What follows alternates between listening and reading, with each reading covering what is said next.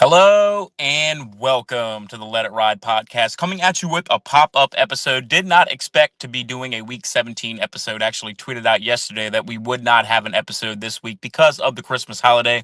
I am a married man, a father of three, so definitely busy around the holidays. Did not have the time to record yesterday, Thursday, our normal recording day, but got to work a little bit early today. Had the time, figured I'd do one of my pop up episodes from the car, which I've done in the past. First one I've done in quite a while, though. Want to thank everybody for making last week's episode the most listened to since my inaugural episode. My inaugural episode got well over 100 views. Last week's episode, the first one to surpass that mark since then. So want to thank everybody for tuning in. And it really looked like we were on our way to delivering to the extra listeners that we had last week. Started out the week on fire, got a lucky win with the Bears over the Packers plus 1.5.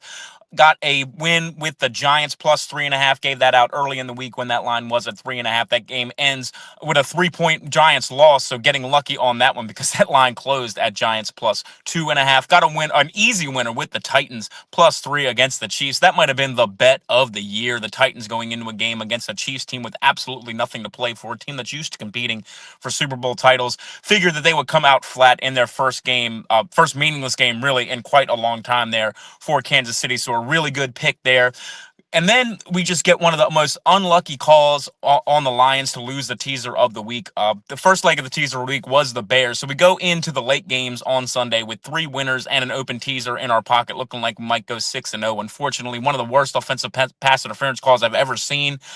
2 of them back-to-back against the Lions to take a win off the board there. Then we go into Sunday Night Football with the Ravens and the under, and a furious Drake May comeback at the end of that game kills both the Ravens and the under in that one. So another 3-3 week, way too many of those this year, but you're not going broke going 500. So going to try to do a little bit better this week. Get off the schneid here. I say get off the schneid. Like I said, you're not going broke going 500, but you're not listening to me to go to 500. You're listening to me to get a profit. So let's dive into next week's games. Usually have a huge list of notes for my episodes. Did not expect to do an episode this week, so I do not have those notes. Don't have the stats that I normally have. Just pretty much have a lot of empirical data and a lot of matchup-based stuff that I really think is going to lead to some winners this week. And it starts tomorrow night with the Texans taking on the Chargers. The Chargers are 1.5-point favorite at home. The over-under sitting at 39.5. And I think this is just a really bad matchup for a Chargers team with 2 banged up, with 2 tackles that are out for the year in Joe Alt and Rashawn Slater.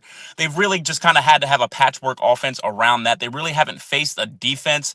They faced the Cowboys and the Eagles in the last couple of weeks. They faced the Eagles without Jalen Carter. They weren't really all that healthy. They faced the Cowboys team that can't get a pass rush on anybody, but they're facing a Texans team that is really good up front, possibly the best defense in the NFL. I know they did not look like the best defense in the NFL against the Raiders last week, but I kind of think that was just a letdown spot for them. They're really just looking ahead to this matchup against the Chargers. Kind of knew they didn't really have to have their best game to beat a pretty terrible Raiders team. I think the Texans defense dominates this game. I think Justin Herbert's running for his life. And I think the Texans really want to wrap up their playoff positioning here. If they win this game, they clinch a playoff spot. If they were to lose this game, they could potentially be playing in week 18 against the Colts for a playoff spot. Don't want to play with their season on the line. They want to take care of business here. Give me the Texans plus 1.5 in this one. That is going to move us on to the Saints taking on the Titans. The Titans, a 2.5-point underdog at home. The over-under sitting at 39.5. And I have to eat some crow here. I thought the Saints were going to be the worst team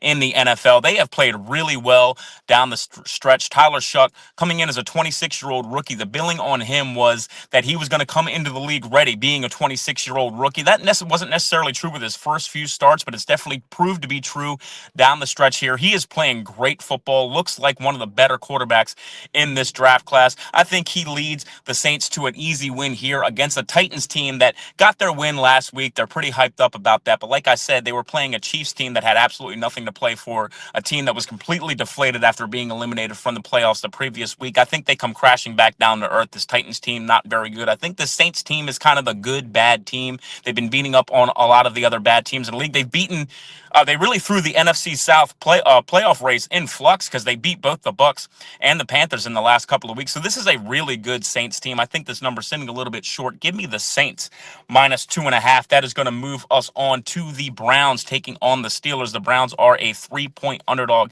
at home. The over/under sitting down at 33.5. And the Pittsburgh Steelers may have nothing to play for in this game. The Baltimore Ravens take on the Green Bay Packers on Saturday. If Baltimore is to lose that game in a battle of backup quarterbacks, a game that I trust the Packers defense a lot more than I trust the Ravens defense. So you have two backup quarterbacks, don't know what you're going to get from the offense. You kind of got to bet on the defense. I think the Packers defense steps up, takes care of business in that one.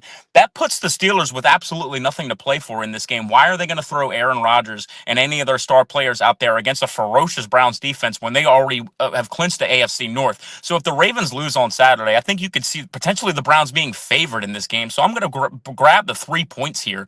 You have Myles Garrett going for the sack record. You have a proud Browns defense that's going to be looking to stick it to the Steelers here, especially if the Steelers have nothing to play for. Absolutely love the Browns +3 in this spot. That is going to move us on to the Eagles taking on the Bills. The Bills, a 1.5-point favorite at home. The over/under sitting at 44. And this is another situation where I don't think the Bills have a ton to play for. The Patriots can take care of business against the Jets, against the Dolphins in the next 2 weeks and clinch the division. The Bills are kind of cemented into that wild card spot. They have a bunch of injuries, including Josh Allen, who's coming into this game banged up. And this Eagles defense has really gotten back on track the last couple of weeks. I think they win this game with ease. They have an outside shot at getting the 2 seed were the Bears to drop their next 2 games. And the Bears have 2 tough games.